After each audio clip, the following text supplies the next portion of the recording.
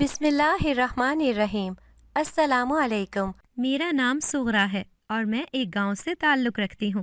مٹی کے برتن بنا کر بیچنا ہمارے باپ دادا کا پیشہ رہا ہے اور پیٹ کا دوزخ بجھانے کے لیے میں نے بھی یہی پیشہ اختیار کر لیا۔ میں اپنے والدین کی اکلوتی لاڈلی اولاد تھی۔ اپنی حیثیت کے مطابق بابا میرے لاڈ اٹھاتے تھے۔ زندگی سکون سے گزر رہی تھی کہ ایک دن بابا کی دکان پر ایک جن زادہ آیا جو مجھے دیکھتے ہی مجھ پر فریفتہ ہو گیا۔ اس نے مجھے کہا کہ وہ مجھ سے شادی کرنا چاہتا ہے، لیکن میں نے انکار کر دیا۔ مجھے اندازہ نہیں تھا کہ ایک جن زادے کو انکار کرنا اتنا مہنگا پڑ سکتا ہے کہ ہمارا جینا ہی مشکل ہو جائے گا۔ زندگی ہم پر اتنی تنگ ہو گئی کہ میرا نام سغرا ہے اور میں ایک چھوٹے سے گاؤں میں رہتی ہوں۔ میری اماں اور بابا مٹی کے برتن بنا کر بیچتے ہیں۔ ہم نسلوں سے کمہار چلے آ رہے ہیں۔ یہی ہمارا روزگار ہے اور جینے کا سہارا بھی۔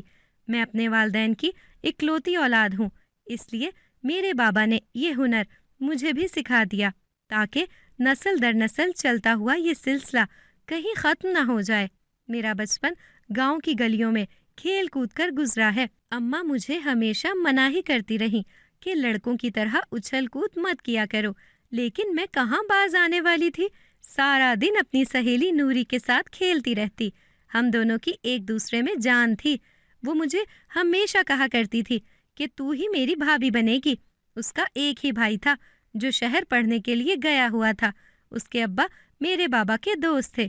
ہم دونوں سہیلیاں سارا دن کھیلتی رہتی۔ جب دل بھر جاتا تو میں بابا کے پاس ان کی چھوٹی سی دکان پر چلی جاتی اور مٹی کے ساتھ کھیلتی رہتی۔ کبھی کبھار دھیان سے بابا کی باتیں سن لیتی، جس سے مجھے کچھ حد تک برتن بنانے کی تکنیک سمجھ آ گئی۔ بابا کی خواہش تو تھی کہ میں ان کا کام سنبھالنے میں مدد کروں، لیکن وہ یہ بھی کہتے تھے کہ میری دھی رانی کے اتنے سونے ہاتھ مٹی میں رولنے کے لیے نہیں بنے، اس لیے وہ مجھے مٹی کے ساتھ کھیلنے سے منع کرتے تھے۔ اماں چاہتی تھی کہ میں کچھ گھرداری سیکھ لوں تاکہ کل کو جس کے گھر بیاہ کر جاؤں وہ اماں کو تانے نہ دے کہ ماں نے کچھ سکھا کر نہیں بھیجا۔ لیکن میں بھی اپنی دھن کی پکی تھی، اتنی آسانی سے اماں کی بات کہاں ماننے والی تھی۔ زندگی بڑے مزے میں گزر رہی تھی کہ ایک دن بابا کی دکان پر ایک جن زادہ آیا جس نے کچھ مٹی کے پیالے مانگے جو بابا نے اسے دے دیے۔ اس وقت میں بابا کے پاس بیٹھی مٹی کے کھلونے بنا رہی تھی جب اس جن زادے کی نظر مجھ پہ پڑی اور اس نے بابا سے پوچھا کہ یہ کون ہے، تو بابا مجھے دیکھ کر پیار سے کہنے لگے کہ یہ میری اکلوتی لاڈلی بیٹی ہے۔ جن زادے نے کہا کہ دیکھنے میں بھی لگتا ہے کہ آپ نے اسے بہت لاڈ سے رکھا ہوا ہے۔ مجھے اس کی یہ بات بہت بری لگی، لیکن میں خاموش رہی۔ کچھ دن گزرے، وہ جن زادہ پھر سے بابا کی دکان میں آیا اور مٹی کے برتن خریدنے لگا۔ اس نے کچھ مٹی کے پیالے اور گڑھے خریدے۔ بابا نے اس سے پوچھا کہ جوان، ابھی کچھ دن پہلے تو تم اتنے زیادہ پیالے اور گڑھے لے کر گئے تھے، آج پھر ضرورت پڑ گئی؟ تو وہ کہنے لگا کہ بابا جی، لمبی کہانی ہے، اگر آپ کے پاس وقت ہے تو سنا دیتا ہوں۔ تو بابا کہنے لگے، ہاں ضرور بیٹا، کیوں نہیں، ہم جاننا چاہیں گے کہ تم کہاں رہتے ہو، کیا کرتے ہو اور تمہارا خاندان کیسا ہے۔ جب بابا نے اس سے مٹی کے پیالے اتنی کثیر تعداد میں خریدنے کی وجہ پوچھی تو اس نے تفصیل سے اپنا تعارف کروایا اور کہنے لگا کہ وہ جنوں کے قبیلے سے تعلق رکھتا ہے اور اس کا قبیلہ ویران مسجد کو آباد کرنے کے لیے مشہور ہے۔ شہر سے دور ایک قدرے ویران جگہ پر ان کا قبیلہ آباد ہے اور وہ اپنے مسکن سے باہر کم ہی نکلتے ہیں۔ مسلمان جنات کا یہ قبیلہ عام انسانوں کی مدد بھی کرتا ہے اور مٹی کے یہ پیالے اور گڑھے بھی لوگوں کو اس گرمی میں ٹھنڈا پانی فراہم کرنے کی غرض سے لے جا رہا ہوں تاکہ اس راستے سے گزرنے والے مسافر لوگ گرمی میں پیاس سے بے حال نہ ہوں۔ جن زادے نے بتایا تو بابا کو تجسس ہوا کہ جنات کی دنیا کیسی ہوگی اور وہاں قبائل کیسے آباد ہوتے ہیں۔ بس اسی تجسس کے ہاتھوں مجبور ہو کر اس جن زادے سے کہا، کبھی مجھے اپنے قبیلے سے ملواؤ، میں دیکھنا چاہتا ہوں کہ جنات کی دنیا کیسی لگتی ہے۔ جن زادہ کہنے لگا، ضرور، میں آپ کو کسی دن اپنے قبیلے لے چلوں گا۔ بابا خوش ہو گئے۔ میں نے گھر آ کر اماں کو ساری بات بتائی کہ بابا جنات کے دیس جانے کی تیاریوں میں لگے ہیں اور آپ بس ہر وقت میری فکر میں ہی گھلتی رہا کریں۔ اگر بابا جنات کے قبیلے میں گئے اور انہوں نے بابا کو کوئی نقصان پہنچا دیا تو پھر؟ اماں بھی یہ سن کر پریشان ہو گئیں اور کہنے لگیں کہ تمہارے بابا گھر آتے ہیں تو میں ان سے بات کرتی ہوں۔ شام کو جب بابا گھر آئے تو اماں نے انہیں کھانا دینے کے بعد بات شروع کی۔ صغرا کے ابا، میں نے سنا ہے کہ آپ کے پاس کوئی جنزادہ آیا تھا۔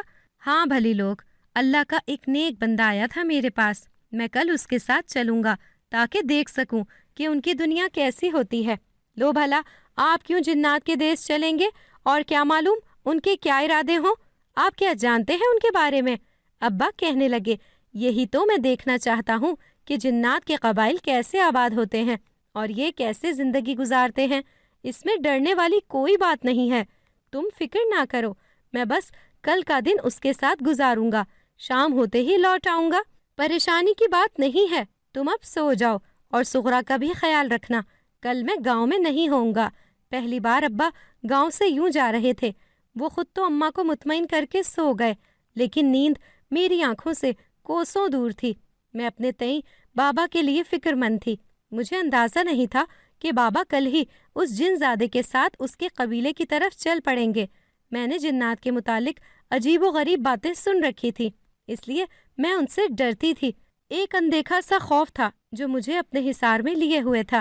میں ساری رات جاگتی رہی، یہاں تک کہ صبح ہو گئی۔ بابا حسب معمول فجر کے وقت اٹھے، نماز ادا کی اور تلاوت میں مصروف ہو گئے۔ میں چپ چاپ انہیں دیکھتی رہی۔ مجھے علم تھا کہ بابا جب ایک بار فیصلہ کر لیں تو پیچھے نہیں ہٹتے۔ میں ان کی بہت لاڈلی ہی سہی، لیکن جب وہ ایک بار ٹھان لیتے تھے تو کر کے ہی دم لیتے تھے، اور آج بھی یہی ہونے جا رہا تھا۔ اماں بھی نماز پڑھ کر فارغ ہو چکی تھی۔ کچھ ہی دیر میں دیسی گھی سے بنے پراٹھوں کی خوشبو نے مجھے چارپائی سے اٹھنے پر مجبور کر دیا اور میں ناشتے کے لیے اماں کے پاس آ گئی۔ توے سے گرما گرم پراٹھے اتارتے ہوئے میں نے اماں سے پوچھا، اماں آپ کو پتہ ہے نا کہ بابا آج اس جنزادے کے ساتھ اس کے قبیلے میں جا رہے ہیں تاکہ ان کا رہن سہن دیکھ سکے؟ بھلا اماں بابا کو کیا ضرورت پڑی ہے کہ جنات کی زندگی میں دخل دیں؟ جیسے جیتے ہیں جینے دیں، ہمیں کیا لگے ان سے۔ میں نے یوں ظاہر کیا جیسے مجھے جنات سے ڈر نہیں لگتا، اور اپنے تئیں میں نے خود کو لاپرواہ دکھانے کی کوشش کی، لیکن سامنے بھی میری ہی اماں تھیں۔ فوراً بھاگ گئیں کہ میں بابا کے اس جن زادے کے ساتھ جانے کے حق میں نہیں ہوں۔ اماں کہنے لگی، میری سونی دھی، تو پریشان نہ ہو، جس سونے رب نے زندگی دی ہے وہ اس کی حفاظت بھی کرے گا۔ اللہ کے راز وہی جانے، کیا معلوم ہم اللہ کی اس مخلوق کے کسی کام ہی آ جائیں یا وہ ہماری کچھ مدد کر سکے۔ اماں کی بات میں بھی دم تھا۔ بات تو ٹھیک تھی کہ جس نے پیدا کیا ہے وہی حفاظت کرے گا۔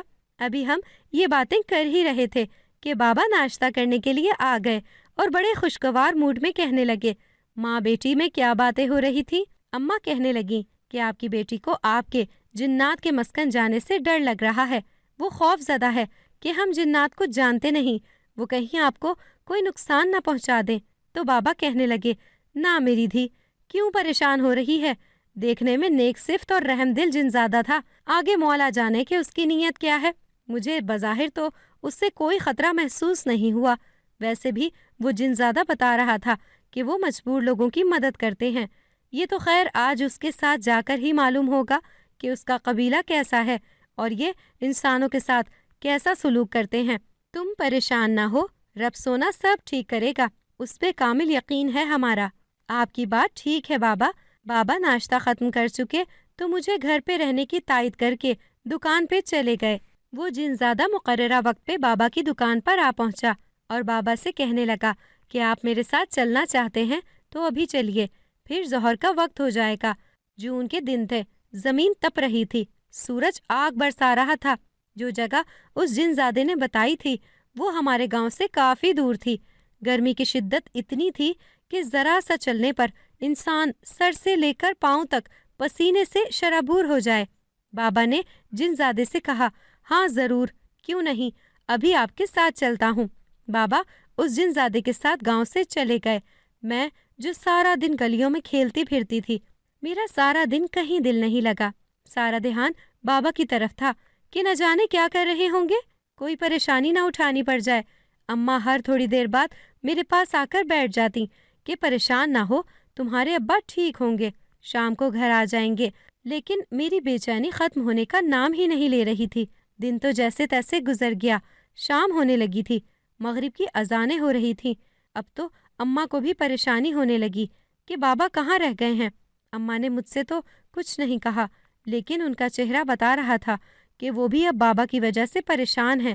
اماں نے مغرب کی نماز پڑھی، ابھی وہ دعا کر ہی رہی تھی کہ دروازے پر دستک ہوئی۔ میری تو جان میں جان آ گئی کہ بابا آ گئے۔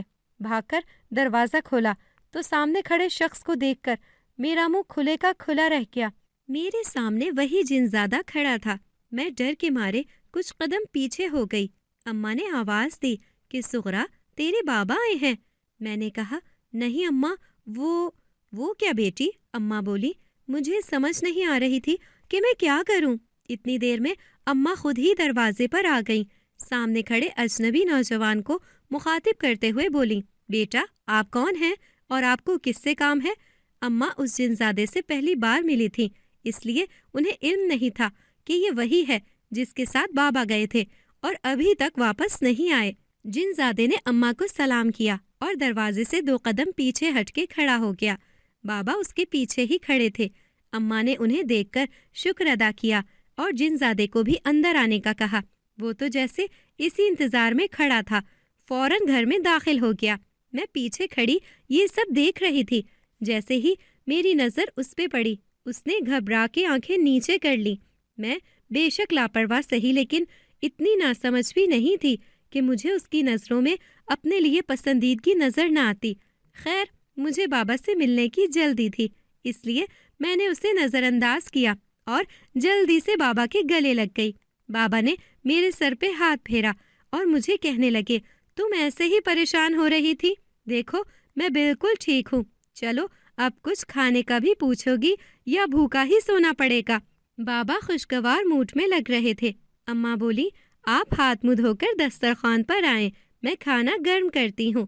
مجھے تو کچھ سمجھ ہی نہیں آ رہا تھا، بابا کبھی بھی اتنی دیر ہمیں گھر میں اکیلا چھوڑ کر نہیں گئے تھے، شاید اس لیے ہم ماں بیٹی زیادہ ہی پریشان ہو گئی تھیں۔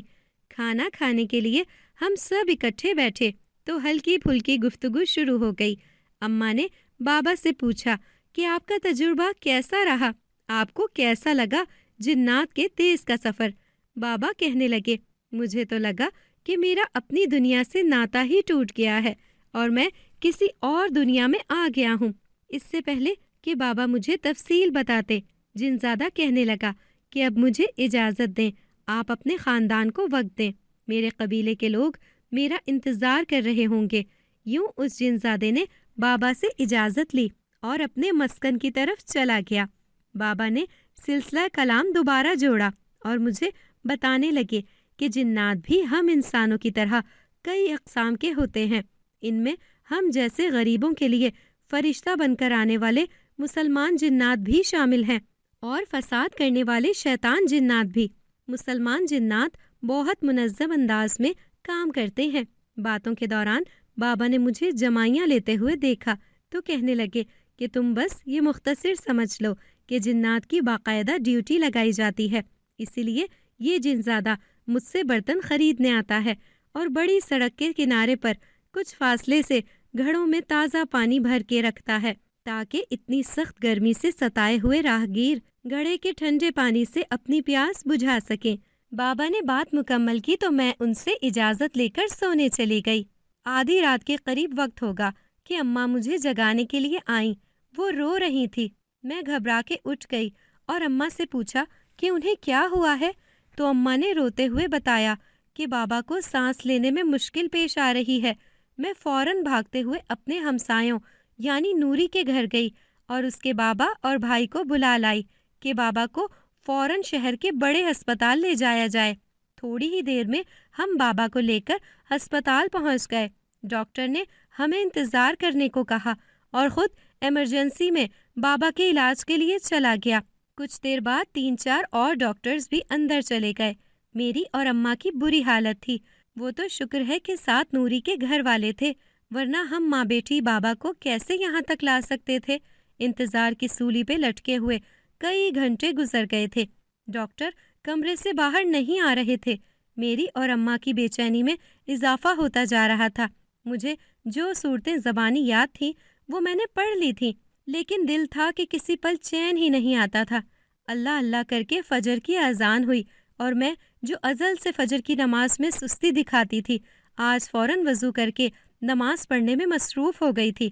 نماز کے بعد دعا کے لیے ہاتھ اٹھائے ہی تھے کہ ڈاکٹر کا وہ دل دہلا دینے والا جملہ میرے کانوں سے ٹکرایا: ہمیں افسوس ہے، ہم آپ کے والد صاحب کو نہیں بچا سکے۔ ایک لمحے کے لیے تو مجھے اپنے کانوں پر یقین ہی نہیں آیا۔ اماں کی چیخیں مجھے ہوش کی دنیا میں واپس لے آئیں۔ نہ جانے مجھ میں اتنا حوصلہ کیسے آ گیا کہ میں نے اماں کے آنسو پونچھے اور انہیں گلے لگا کر صبر کرنے کا کہا۔ مجھے ایسے لگ رہا تھا کہ میرے آنسو خشک ہو گئے ہیں۔ میری تو دنیا ہی اندھیر ہو گئی تھی، میرے سر سے سائبان اٹھ گیا تھا۔ اللہ تعالیٰ سے شکووں کا وہ پہلا دن تھا اور اس کے بعد کبھی میرے اللہ سے گلے شکوے نہ ختم ہوئے۔ ڈاکٹرز نے ضروری کارروائی کے بعد میت ہمارے حوالے کر دی اور ہم ایمبولینس میں بابا کو لے کر گھر آ گئے۔ اماں کو کچھ ہوش نہیں تھا۔ نوری کے والد اور بھائی ہی سارے معاملات دیکھ رہے تھے۔ جب وہ لوگ تدفین کے معاملات سے فارغ ہوئے تو اس کے بابا اور بھائی نے گھر جانے کی اجازت مانگی۔ ظاہر ہے وہ کب تک اپنے کام دھندے چھوڑ کر ہمارے غم میں بیٹھے رہتے۔ وہ بھی ہماری طرح مزدور طبقے سے تعلق رکھتے تھے، انہیں بھی مزدوری کے لیے جانا تھا، سو اماں نے انہیں اجازت دے دی۔ 2-4 روز گزرے اور تعزیت کے لیے آنے والوں میں کمی ہونے لگی، تو میں نے ایک دن اماں سے کہا کہ اماں اب دکان میں سنبھالوں گی۔ تو اماں کہنے لگی، نہیں میری دھی، تیرے بابا کو اچھا نہیں لگتا تھا جب تو اپنے ہاتھ مٹی سے بھرتی تھی، تو وہ کہتے تھے کہ میری دھی رانی کے سونے ہاتھ مٹی میں رولنے کے لیے نہیں بنے، تو اماں گھر کا خرچ بھی تو نکالنا ہے نا۔ میں نے اماں سے کہا تو وہ کہنے لگیں کہ دکان تو وہ سنبھال لیں گی، لیکن اماں آپ تو عدت میں ہیں۔ میں نے کہا تو وہ سوچ میں پڑ گئیں اور کچھ دیر بعد بولی کہ وہ میرے ساتھ مدد کروا دیا کریں گی۔ میں نے اللہ کا نام لے کر اگلے دن دکان کھولی اور مٹی گوندنے لگی۔ اماں دروازے کی اوٹ سے مجھے کام کرتے ہوئے دیکھ رہی تھیں کہ نہ جانے ان کے دل میں کیا بات آئی کہ وہ رونے لگ گئیں۔ مجھے ان کی سسکیوں کی آواز آئی تو میں نے مڑ کر دیکھا۔ اماں آپ کیوں روتی ہیں؟ مجھے سمجھ آ گئی تھی کہ وہ بابا کی جدائی سے بھی دل برداشتہ ہیں، لیکن انہیں یوں میرا دکان پہ بیٹھنا بھی اچھا نہیں لگ رہا۔ میں نے کافی دن ان کا دھیان بٹانے کی کوشش کی، لیکن وہ ماں تھیں، انہیں یہ غم کھائے جا رہا تھا کہ اول تو گاؤں کے لوگ مجھ پر انگلی اٹھائیں گے کہ لڑکی ہو کر دکان پر بیٹھی ہے، دوسرا انہیں خود بھی اس چیز کا احساس تھا کہ ان کی نازوں پلی بیٹی مٹی کے ساتھ مٹی ہو رہی ہے۔ میں جتنا کوشش کرتی تھی کہ وہ اس غم سے باہر آئیں، اتنا ہی اماں اور غمزدہ ہو جاتی تھی۔ میری کوشش بیکار ثابت ہو رہی تھی کیونکہ وہ بابا کی موت کے صدمے سے سنبھل نہیں پا رہی تھی۔ پہلے اماں کا کھانا پینا کم ہوا، پھر آہستہ آہستہ وہ بالکل ہی بستر سے لگ گئیں۔ اماں کو یوں بیماری کی حالت میں دیکھنا میرے لیے بہت تکلیف دہ تھا، کیونکہ میں نے بچپن سے لے کر آج تک ہمیشہ اماں کو بھاگ بھاگ کر سارے کام نمٹاتے ہوئے دیکھا تھا۔ اب انہیں اتنا کمزور اور لاچار دیکھنا میرے بس میں نہیں تھا، لیکن وہ بابا کی موت کا غم دل سے لگا بیٹھی تھی، یہ سوچے بغیر کہ اگر ان کو کچھ ہو گیا تو ان کی اکلوتی نازوں پلی بیٹی کہاں جائے گی۔ وہ دن بدن کمزور ہو رہی تھی۔ مجھے مٹکے اور ہانڈیاں بنانے کا اتنا تجربہ نہیں تھا، اس لیے دکان کو بابا کی طرح نہیں چلا سکی تھی۔ میرے پاس اتنے پیسے نہیں تھے کہ اماں کا علاج کروا سکتی۔ اللہ سے دعا کر سکتی تھی کہ کوئی فرشتہ بھیج جو میری مدد کر سکے اور میرے لیے میری زندگی میں آسانی پیدا ہو۔ اللہ نے فرشتہ تو بھیج دیا، لیکن وہ میرے لیے مددگار ثابت نہ ہوا، اور میری ماں بابا کی موت کے 3 ماہ زندہ رہنے کے بعد مجھے اس دنیا میں اکیلا چھوڑ کر چلی گئی۔ مجھے اب 2 ہی راستے نظر آتے تھے۔ پہلا راستہ قدر آسان تھا اور وہ یہ کہ میں گاؤں چھوڑ کر شہر جا بستی اور بھیک مانگ کر اپنی زندگی گزار لیتی۔ دوسرا راستہ خودداری کا تھا، جس پہ قدم رکھنا بہت ہی مشکل تھا، لیکن میرے والدین نے مجھے ہمیشہ محنت کر کے حلال نوالا کھلایا تھا، تو میں کیسے ہڈ حراموں کی طرح بھیک مانگتی؟ میں نے فیصلہ کر لیا تھا اور سارے جمع تفریق کرنے کے بعد سوچ لیا تھا کہ میں اپنے بابا کا پیشہ نہیں چھوڑوں گی، اسی کو اپنا مستقل روزگار کا ذریعہ بناؤں گی۔ اس کے لیے مجھے بہت محنت درکار تھی اور مجھے محنت کرنا برا نہیں لگا، کیونکہ اب میرا تھا ہی کون جو مجھے مٹی میں ہاتھ ڈالنے سے روکتا۔ میں نے خود کو مٹی میں رولنے کا سوچ لیا تھا، فیصلہ ہو چکا تھا، عمل باقی تھا۔ اماں کو فوت ہوئے 1 ہفتہ گزرا تھا کہ میں نے دکان کھول لی اور ساتھ ہی دبی دبی آوازوں میں میرا تذکرہ ہونا شروع ہوا۔ میرے والد میرے سر پر چھت کی طرح تھے، لیکن ان کی زندگی اتنی ہی تھی۔ وہ اپنی زندگی میں میرا نام کسی مرد کے ساتھ جوڑ جاتے تو اور بات تھی کہ میں روزی روٹی کی فکر سے تو آزاد ہو جاتی، لیکن اب پیٹ کے ساتھ ساتھ مسئلہ عزت کا بھی تھا کہ لوگوں نے مجھے مفت کا مال سمجھ لیا تھا۔ آتے جاتے لوگ فقرے کسنا شروع ہو گئے تھے۔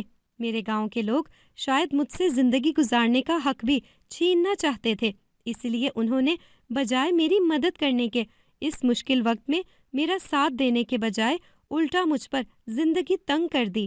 میرے متعلق چہمگوئیاں ہونا شروع ہوئیں، حالانکہ پورا گاؤں میری شرافت کی گواہی دیتا نہیں تھکتا تھا، لیکن وہ کہتے ہیں نا کہ اپنوں کا پتہ مصیبت کے وقت ہی چلتا ہے، اور مشکل وقت میں تو اپنا سایہ بھی ساتھ نہیں دیتا۔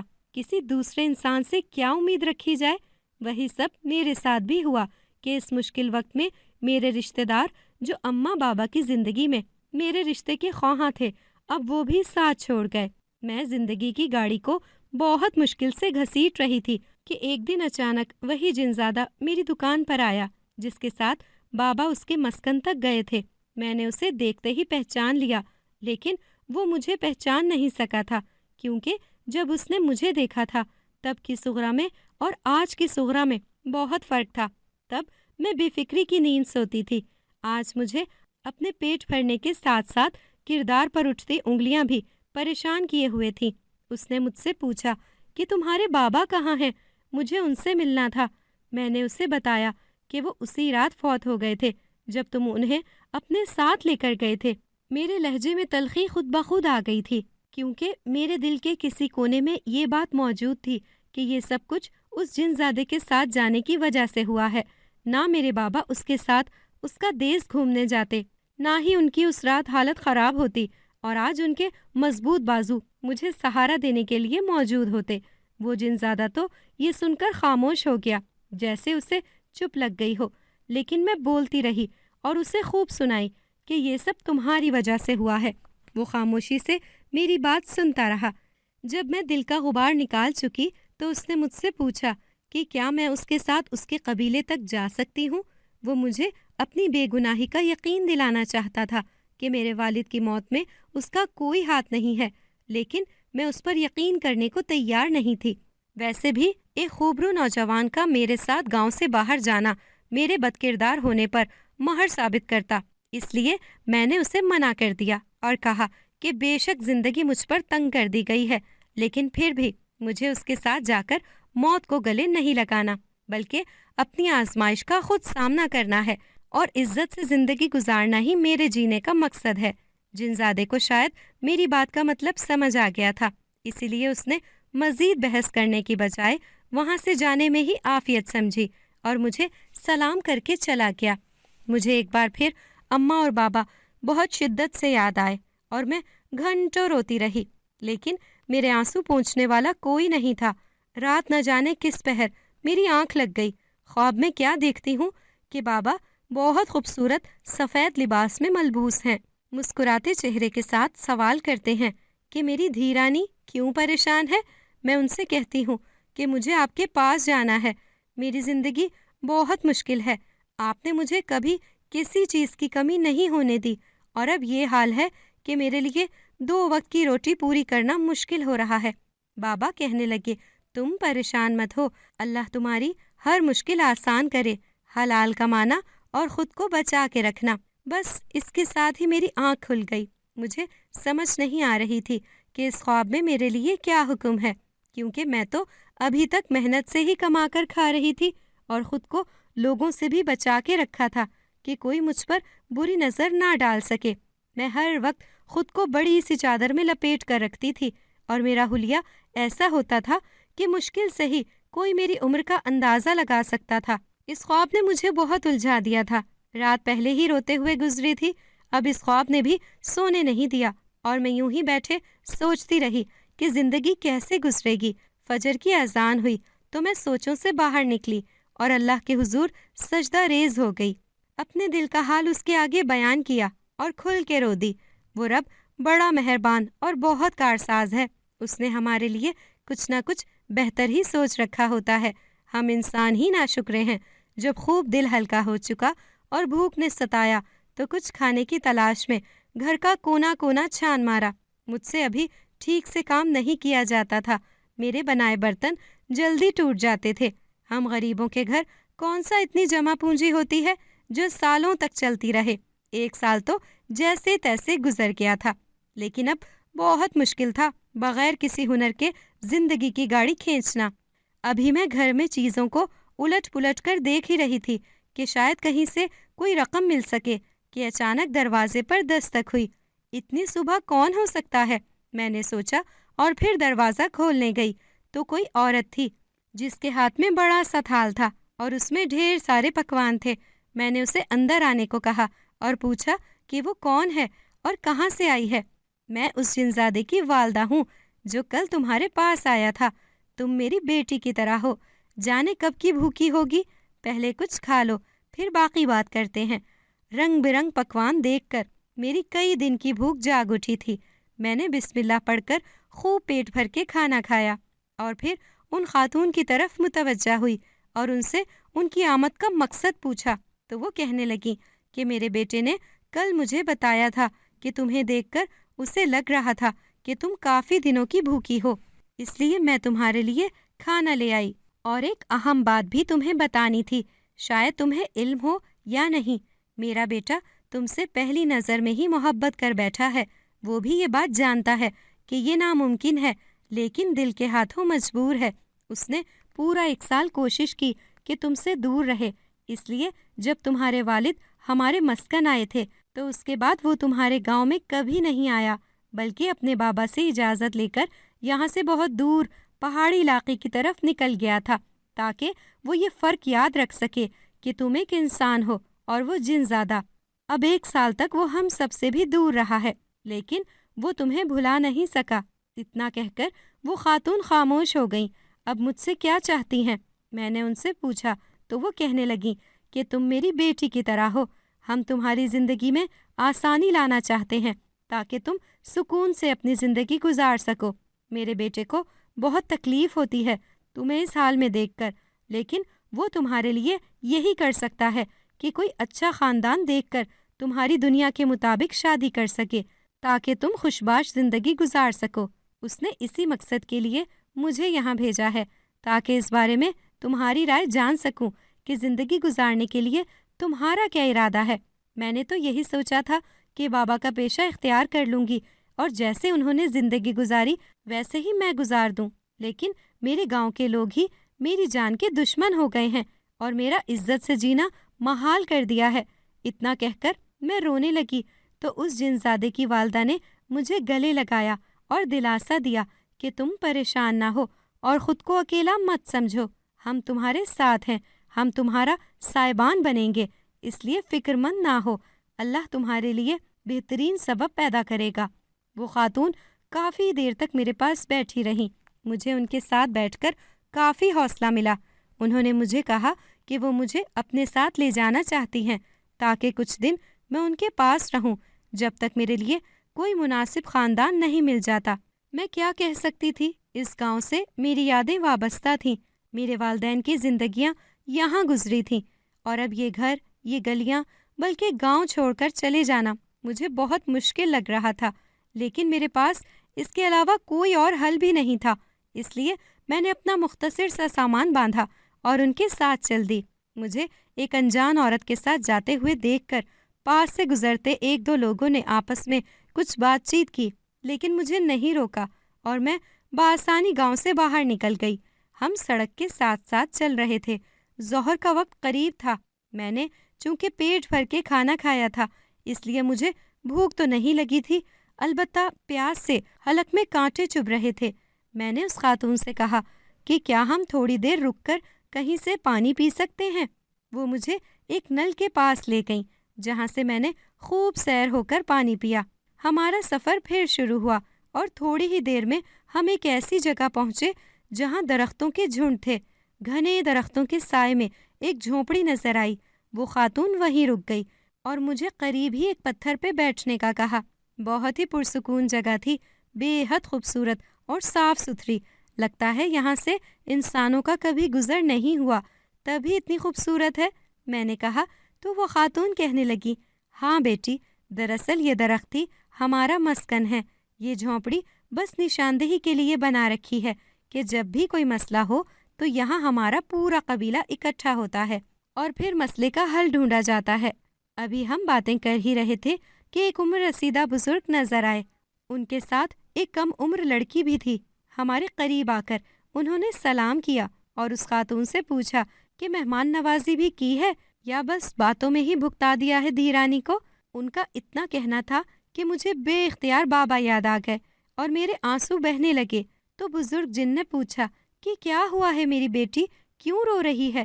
تو میں نے انہیں بتایا کہ میرے بابا بھی مجھے آپ ہی کی طرح مخاطب کیا کرتے تھے، بس مجھے آپ کی بات سے وہ یاد آ گئے۔ بزرگ جن بولے، آپ کے والد صاحب بہت اچھے انسان تھے، ہم سے ایک بار ہی ملاقات ہوئی، لیکن اسی ایک ملاقات میں ہم نے جان لیا کہ وہ بہت رحم دل اور خدا ترس انسان ہیں۔ ہمیں معلوم نہیں تھا کہ وہ اتنی جلدی اللہ کو پیارے ہو جائیں گے۔ ہمیں تو ان کی موت کا علم بھی کافی عرصے بعد ہوا۔ بس ہمارے کچھ اپنے مسائل چل رہے تھے بیٹی، ورنہ تمہیں پہلے ہی یہاں لے آتے۔ میں نے ان سے پوچھا کہ وہ لوگ کیسے زندگی بسر کرتے ہیں، تو وہ مجھے بتانے لگے کہ ان کا قبیلہ کافی سالوں سے ان درختوں کے جھنڈ میں رہائش پذیر ہے اور انہیں حکم ہے کہ مصیبت میں گھرے انسانوں کی مدد کی جائے۔ اس لیے ان کا خاندان مسافروں کو پانی پلانے کا کام سر انجام دیتا ہے، اور جہاں کہیں سفید پوش نظر آئیں تو اسے معاشی طور پر مستحکم کرنے کی کوشش کی جاتی ہے۔ لیکن کیا بزرگوار؟ میں نے ان سے پوچھا تو کہنے لگے کہ آپ کی زندگی کے مسائل اور قسم کے ہیں، اس لیے ہم نے بہتر یہی سمجھا کہ آپ کو پناہ دے دی جائے اور یہاں رہتے ہوئے آپ کے مسائل حل کیے جائیں۔ اب آپ بتائیں کہ آپ کیا چاہتی ہیں؟ مجھے باعزت زندگی گزارنی ہے، اس سے زیادہ میری کوئی خواہش نہیں ہے، میں نے جواب دیا۔ تو خاتون بولی، آپ بے فکر رہیں، ہم آپ کو مکمل تحفظ دیں گے۔ رات ہونے لگی تھی، مجھے بھوک بھی لگ رہی تھی، لیکن میں نے اب بھوک کا ذکر نہیں کیا اور خاموش بیٹھی رہی۔ میرے ذہن میں اس وقت صرف اماں اور بابا تھے جنہوں نے مجھے زمانے کے ہر سرد گرم سے بچا رکھا تھا، اور آج میں جنات کے پاس پناہ لینے کے لیے مجبور تھی۔ میں اپنی ہی سوچ میں مگن تھی کہ اچانک مجھے ایک طرف سے بہت زیادہ تعداد میں جنزادے اور جنزادیاں آتے دکھائی دیے۔ جنزادوں نے درختوں کے ایک طرف صف بندی کی اور عشاء کی نماز باجماعت ادا کی۔ ان سے ذرا فاصلے پر تمام جنزادیوں نے نماز ادا کی۔ سکون کی ایک لہر میرے پورے وجود کو سرشار کر گئی۔ مجھے سمجھ آ گئی تھی کہ مجھے یہاں کیوں لایا گیا ہے۔ میں نے خود پر آنے والی مشکلات کے لیے اللہ سے اب تک صرف گلے شکوے ہی کیے تھے، اس سے دعا نہیں مانگی کہ ان آزمائشوں سے نکالنے کا وسیلہ بھی وہی بنانے والا ہے تو وہ میرے لیے مددگار بھیجے۔ اس کی ذات واقعی بے نیاز ہے، وہ 70 ماؤں سے زیادہ پیار کرنے والا رب بھلا مجھے کیسے اکیلا چھوڑ دیتا۔ اس نے میرے مشکل وقت کی آسانی کے لیے مددگار بھیج دیے تھے جو مجھ سے کہیں زیادہ اس کے نیکوکار بندے تھے۔ خیر، عشاء کی نماز کے بعد وہ بزرگ خاتون جو اس جن زادے کی والدہ تھیں میرے پاس ایک بھرا ہوا تھال لے کر آئیں اور کہا کہ اپنا من پسند کھانا کھا لو۔ مجھے اس وقت اتنی شرمندگی محسوس ہو رہی تھی کہ اللہ نے مجھے ایک رات بھی بھوکا نہیں سلایا۔ اس نے ہمیشہ مجھے سیر رکھا۔ والدین کے بعد چند دن آزمائش کے آئے تو میں اس رب کو بھول ہی گئی جو آج بھی مجھے کھلا رہا ہے۔ میں نے ان خاتون سے کہا کہ پہلے میں نماز ادا کروں گی، اس کے بعد کچھ کھاؤں گی۔ میں نے عشاء کی نماز ہمیشہ بوجھ سمجھ کر ہی پڑھی تھی، لمبی لگتی تو اکثر اماں سے بہانے کرتی تھی۔ آج زندگی میں پہلی بار مجھے عشاء کی نماز بوجھ محسوس نہیں ہوئی تھی، بلکہ میں نے نماز کی لذت کو پہلی بار محسوس کیا تھا۔ اور وہ جو کہا جاتا ہے کہ نماز میں یوں محسوس ہوتا ہے کہ اللہ کی ذات آپ کو دیکھ رہی ہے، یا یوں کہ آپ رب سوہنے کو دیکھ رہے ہیں، میں اس وقت بالکل ویسے ہی محسوس کر رہی تھی۔ مجھے لگ رہا تھا کہ زندگی کا مقصد مل گیا۔ اللہ نے میرے لیے اسباب پیدا کر دیے کہ میں اس کے نیک بندوں کی پناہ میں آ گئی تھی۔ نماز کے بعد میں نے کھانا کھایا اور بزرگ خاتون نے مجھے زمین پہ کپڑا بچھا دیا کہ اس پہ آرام کر لو۔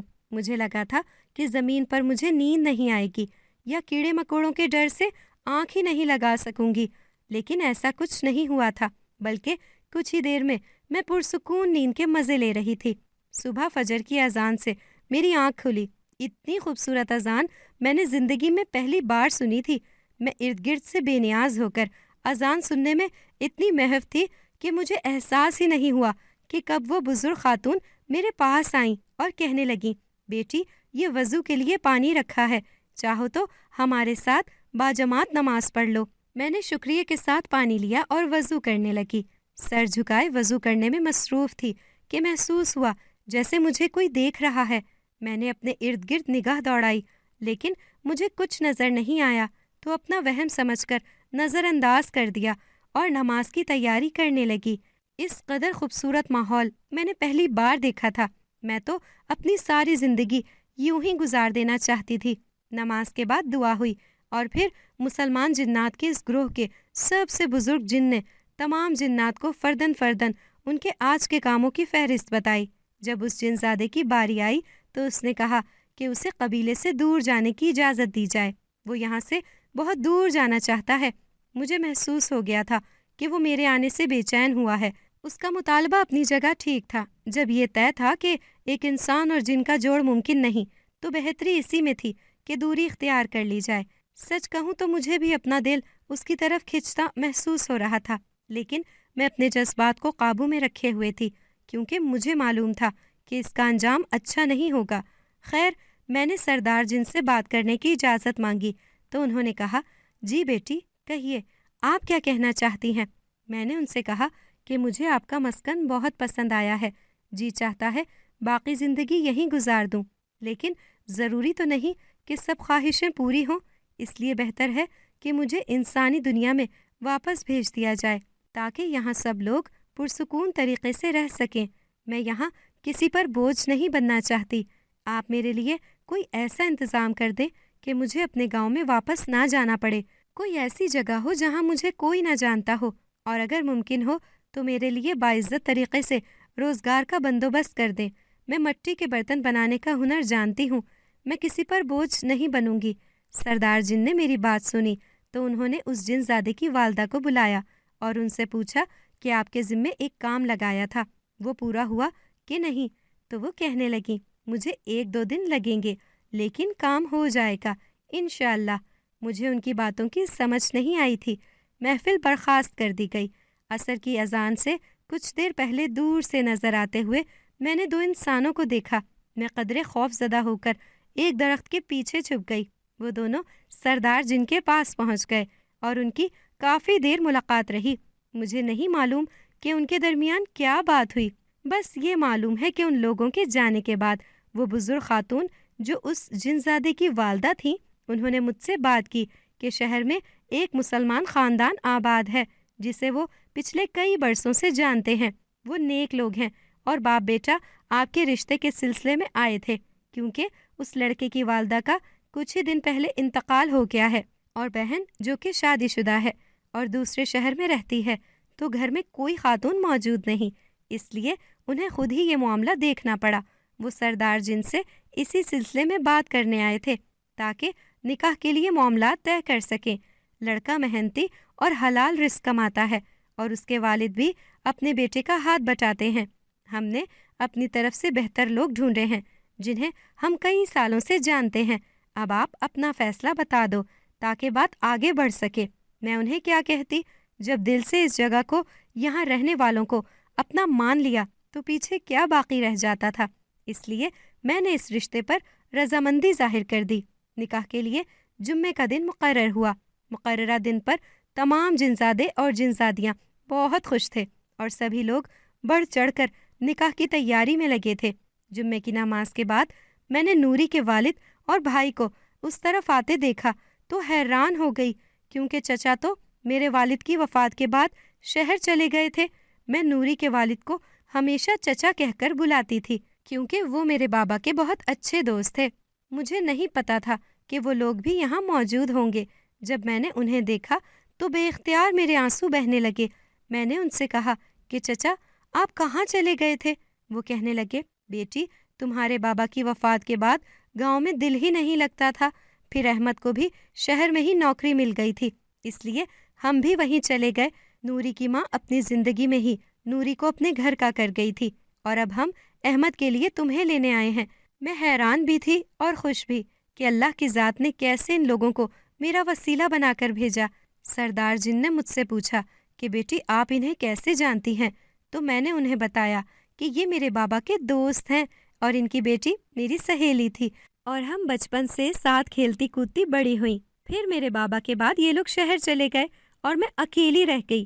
میں اتنا کہہ کر چپ ہو گئی تو جنزادے کی والدہ بولی کہ نکاح کے لیے سب تیاری مکمل ہے، آپ اس طرف آ جائیں۔ جنزادوں اور جنزادیوں کے جھرمٹ میں نکاح ہوا۔ نکاح کے بعد مہمانوں کی تواضع کھانے سے کی گئی۔ اس کے بعد مجھے احمد کے ساتھ رخصت کیا گیا۔ میرے رب نے میری زندگی گزارنے کے لیے بہترین جگہ منتخب کی تھی جو میری سوچ سے بھی بہترین تھی۔ احمد بہت اچھا ہمسفر ثابت ہوا۔ اس نے مجھے کبھی کسی چیز کی کمی نہیں ہونے دی۔ نوری اور میں آج بھی بہترین سہیلیوں کی طرح ملتی ہیں اور وہ اکثر اس بات کو یاد کر کے ہنستی ہے جو وہ بچپن میں کہا کرتی تھی کہ میں ہی اس کی بھابھی بنوں گی۔ والدین کی موت اور اس کے بعد گاؤں والوں کے رویے نے مجھے جذباتی طور پہ توڑ کر رکھ دیا تھا۔ پھر میرے رب کا کرم ہوا اور میں ایسے لوگوں کے مسکن کا حصہ بنی جنہوں نے میرا تعلق رب سے جوڑ دیا اور مجھے زندگی کا مقصد دے دیا۔ درختوں میں گھرے جنات کے اس مسکن کی یاد آج بھی آتی ہے، حالانکہ اس بات کو کئی سال گزر گئے ہیں۔ پل پل بدلتی اپنی زندگی کے حالات سے میں نے یہی نچوڑ نکالا ہے کہ ہم انسان بہت ناشکرے اور جلد باز ہیں۔ اللہ کی ذات بہت رحیم اور کریم ہے جو اپنے بندے کو کسی حال میں بھی اکیلا نہیں چھوڑتا۔ میں اپنی گزری زندگی پہ نظر دوڑاؤں تو میرا پور پور شکر میں ڈوبنے لگتا ہے۔ اگر آپ کو ہماری آج کی کہانی پسند آئی ہے تو اسے لائک کریں، شیئر کریں اور چینل کو سبسکرائب کرنا مت بھولیے گا تاکہ آپ کو ہر نئی آنے والی ویڈیو کا نوٹیفیکیشن بر وقت ملتا رہے۔